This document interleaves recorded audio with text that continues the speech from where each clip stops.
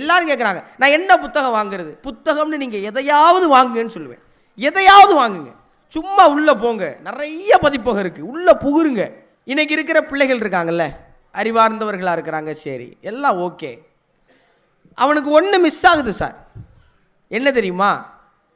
இன்றைய தலைமுறை பிள்ளைகளிடம் உணர்வு ரொம்ப குறைவாக இருக்குது. எத்தனை பேர் அத்தை மேலே உசுராக இருக்கான்? எத்தனை பேர் மாமா மேலே பிரியமாக இருக்கான்? எத்தனை பேருக்கு தாத்தாவை ரொம்ப பிடிச்சிருக்கு? எத்தனை பேருக்கு பாட்டினா ரொம்ப சரி? ஒன்று விட்ட மாமா செத்ததுக்கு இங்கே இருக்கிற எல்லா பெரியவங்களும் அழுதுருக்கோம்ல. யாரோ ஒரு அத்தையோடைய விபத்துக்கு நம்ம எல்லாரும் சாப்பிடாமல் இருந்திருக்கோம்ல. ஒரு வேளை இன்னைக்கு தாத்தா தவறிட்டாருங்கிற செய்தி பேரனுக்கு போனால் தாத்தா இவ்வளோ நாள் எங்கே இருந்தார்னு கேட்குறான்ல சார். உண்மையா பொய்யா? உண்மையா பொய்யா?